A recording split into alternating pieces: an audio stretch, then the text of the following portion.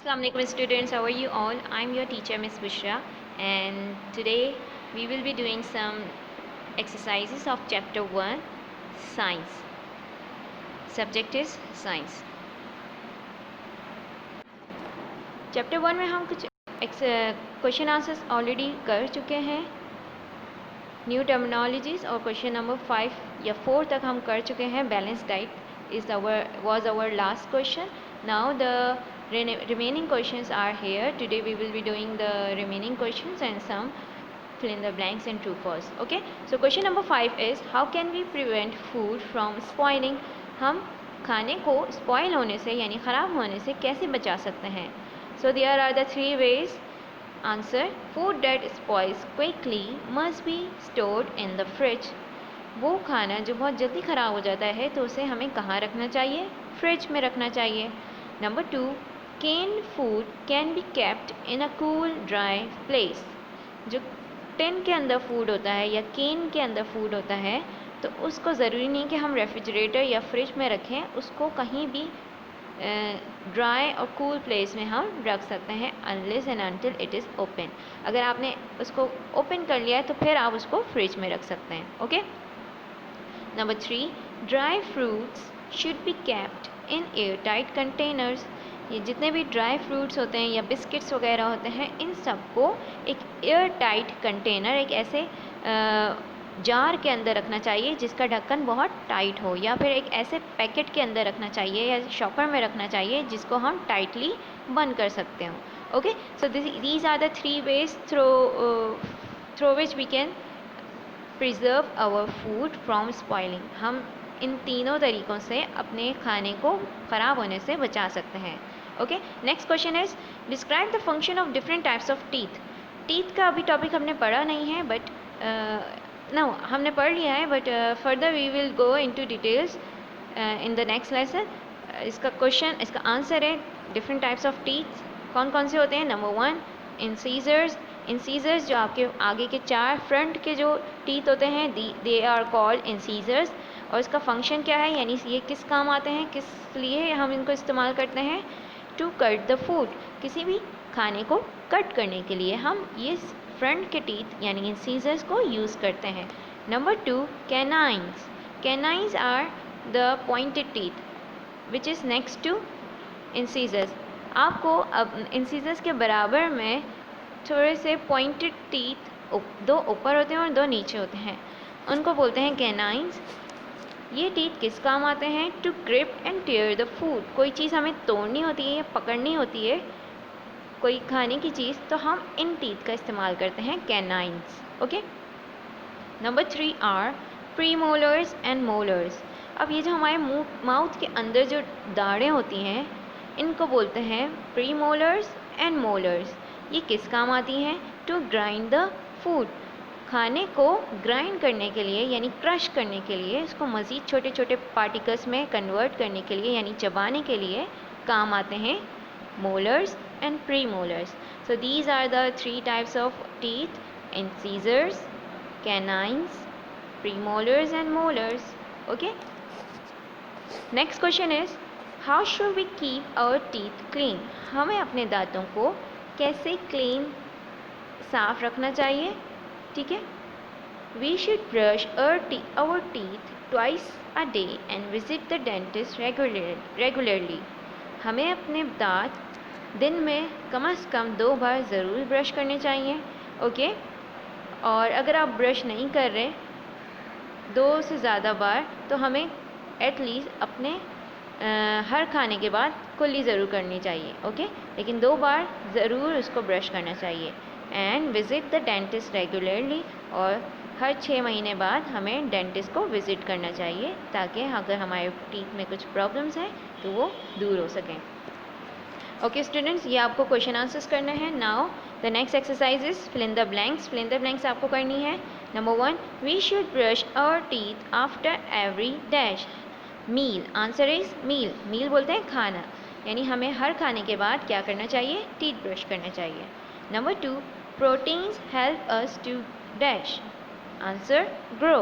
Proteins जो होता है यानी जो अगर हम गोश्त खाते हैं, अंडे खाते हैं, मिल्क खाते हैं, इनके अंदर प्रोटीन्स होता है, ये न्यूट्रिएंट्स होते हैं जो हमारी बॉडी को की ज़रूरत है, और इसके खाने से हमारी बॉडी क्या होती है, ग्रो करती है, हम यानी हमारी बॉडी बिल्ड होती है, हम बड़े होते हैं। Okay, dash question number 3, blank number 3, dash cause tooth decay. जब हम अपने दांतों को ब्रश नहीं करते, उनकी सफाई नहीं करते, तो हमारे दांतों पे येलो येलो कलर की स्टिकी सी लेयर जमना शुरू हो जाती है, जिसे बोलते हैं प्लाक। क्या बोलते हैं, प्लाक।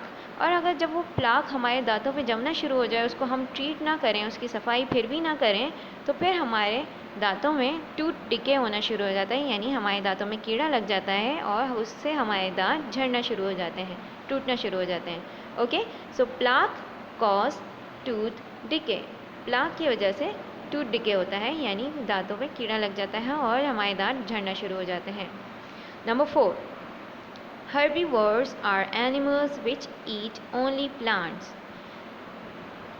ये टॉपिक हमने अभी कवर नहीं किया है, लेकिन फिर भी मैं थोड़ा सा आपको बता देती हूँ। हर्बीवोर्स वो एनिमल्स होते हैं जो सिर्फ और सिर्फ प्लांट्स खाते हैं, जैसे कि काऊ, डेयर यानी हिरन, गोट, ये सारे वो एनिमल्स हैं जो गोश्त नहीं खाते, क्या खाते हैं, प्लांट्स खाते हैं। तो वो एनिमल्स जो सिर्फ और सिर्फ प्लांट्स खाते हैं, यानी उनके दांत कुछ इस तरह बने होते हैं कि वो सिर्फ प्लांट्स को चबाने के लिए काम आते हैं, उन एनिमल्स को कहा जाता है herbivores. Okay, the next one is carnivores are animals which eat only meet.